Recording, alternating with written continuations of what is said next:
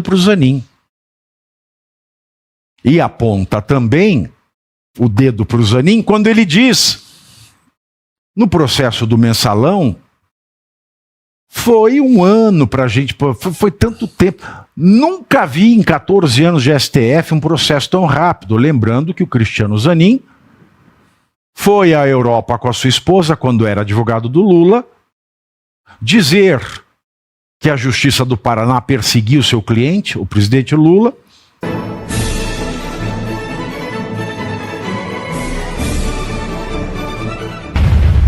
Que sustentou a tese da competência relativa não respeitada para anulação dos processos do Lula.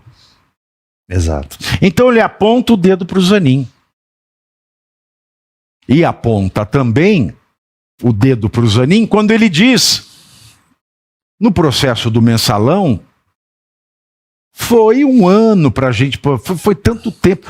Nunca vi em 14 anos de STF um processo tão rápido. Lembrando que o Cristiano Zanin foi à Europa com a sua esposa, quando era advogado do Lula, dizer que a Justiça do Paraná perseguiu seu cliente, o presidente Lula, e uma das provas objetivas era que o tempo que o TRF-4 levou para julgar o Lula é menor do que a média de tempo que ele leva para julgar os outros casos.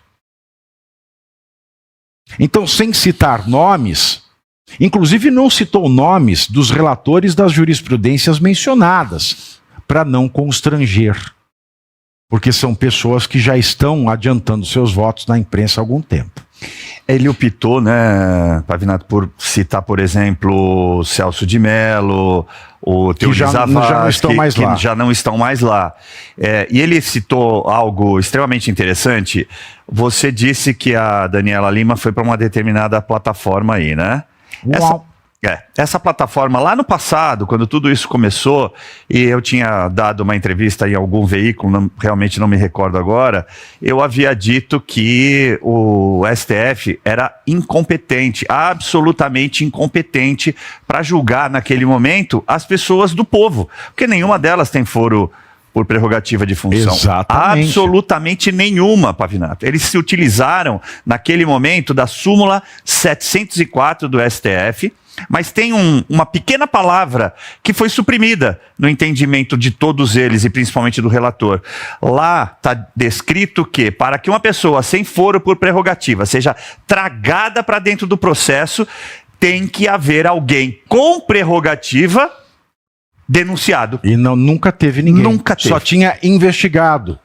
E era isso que a súmula, a 704, ela afastou. Porque aí é muito fácil, eu falo que alguém com prerrogativa está sendo investigado, mas não tem nada para investigar contra ela, só para eu acabar com a vida de cidadãos comuns. Exato. E interessante que a Caixinhos Dourados da plataforma que disse isso, fez o seguinte comentário. Não é cacho, não é alisado. É alisado? É TT Renemaru.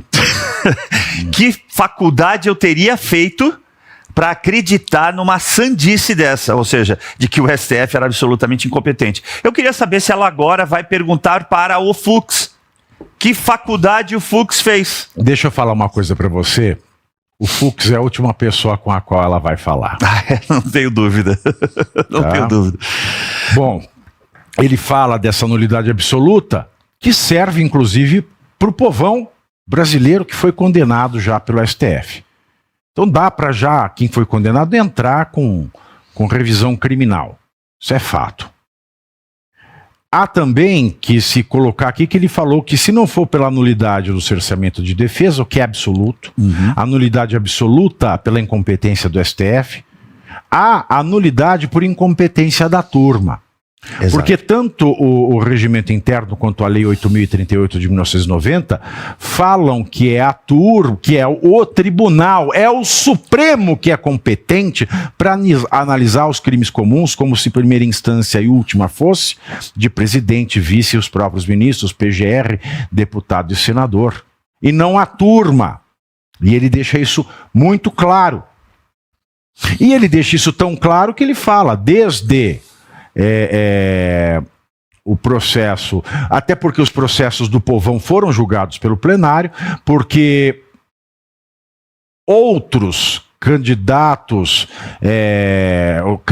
outros políticos como Lula foram julgados pela turma. Por que que o Bolsonaro não pode ser pelo plenário, tem que ser pela turma, onde pesa contra 3 impedimentos claros? E ele usou um termo, nesse momento, ele usou um termo forte, a meu ver, né, Pavinato? Ele chamou de casuísmo do STF. Exato. Né? A mudança desse paradigma de forma tão recente, porque ela acontece em 2025, antes do início, como você bem salientou, em abril desse julgamento. E veja, nós estamos em setembro, cerca de 5 meses depois, e já estamos praticamente aí nos votos para a condenação desses réus.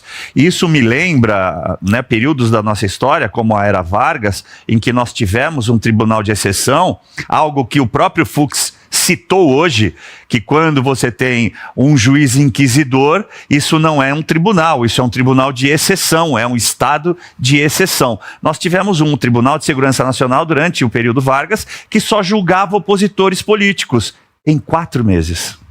É verdade.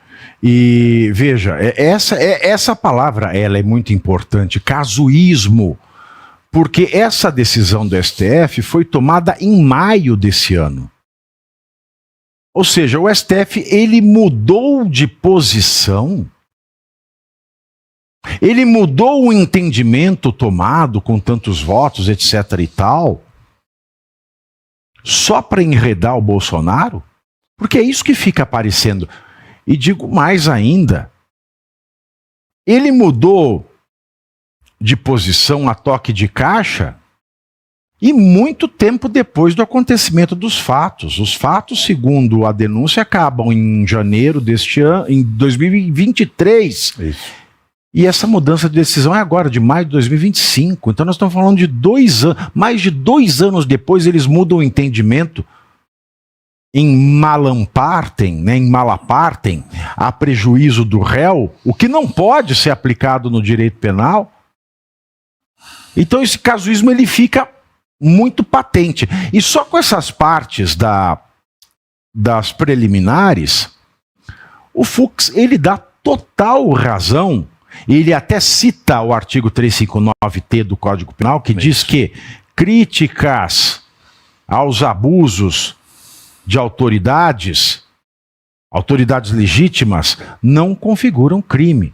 Então, a gente está gritando desde sempre, pelo menos eu estou, sim, não como militante político, mas como professor de direito, que no Brasil os direitos fundamentais estão sendo violados, em especial o devido processo legal. E ele dá razão total às andanças, por exemplo, do Eduardo Bolsonaro nos Estados Unidos. Ele desqualifica a conversa mole de afronta à soberania nacional, não é? Perfeito. Quantas vezes, né, Pavinato? Juntos, mais uma vez, nós falamos do 359K, você muito bem lembrou. 359K, parágrafo 4º, e 359T. Exatamente. Pode jogar no Google aí. Não tá acreditando? Não tá acreditando? Põe no Google. Se não for analfabeto, você lê. Vai. O 359K. Eu me divirto sempre contigo. Parágrafo 4º fala do caso dessa acusação esdrúxula contra o Eduardo Bolsonaro, né? E você muito bem lembrou todas as vezes que teve oportunidade. E o 359T, eu desde o começo de tudo isso, eu chamei, como a gente aprende na faculdade, né, Pavinato, de excludente de ilicitude, ou seja, antinomia da norma, contida na própria norma. O que o legislador originário diz? Olha, isso aqui é crime, aquilo ali é crime, aquele outro é crime. Mas, se for isso aqui, não é configurado crime, ou seja, está no 359T. Você tem o direito de se manifestar exigindo direitos e garantias fundamentais, com características sociais, políticas. Então, tá aí, tá muito bem descrito. Ó, você veja aqui, ó, a militância aqui, ó. Outro corno, Miguel Todo-Poderoso. Nossa, Miguel Todo-Poderoso. Isso aí deve morar com a avó, Deve levar a chapuletada no trabalho o dia inteiro do chefe, Miguel Todo-Poderoso. Ele deve ser aquele, sabe aquele sujeito ruim no trabalho que fica levando o cascudo do chefe, aí chega em casa, mora com a avó, ele chega assim e fala: Ô, a janta tá pronta, avó! Aí a avó vai lá, leva o pratinho de sopa pra ele, né, pro Miguel Todo-Poderoso, ele põe a meiazinha de tergal, toma a sopinha. E você aí já está preparado para ter todos os argumentos para dizer que Marx não foi um cara legal, para dizer que o comunismo não é um lugar para diversidade, para desmontar essa grande fake news histórica da esquerda, que é repetida por nossos professores de história, de geografia, de sociologia, que é repetida nas universidades, que é repetida nos livros? Está preparado para dizer por que Marx não era um cara legal e por que todo marxista raiz também não é, e porque o comunismo é terrível? Você já leu Nos Anais de Marx? Pois é, aqui nesse livro você vai encontrar tudo o que você precisa saber para responder aquele sabichão que diz que Marx é um cara legal, pois não é. Leia agora Nos Anais de Marx, a trolha do comunismo transviado para encaçapar idiotes, à venda em todas as livrarias do Brasil, pelo site ou nas lojas físicas. Não deixe de ler.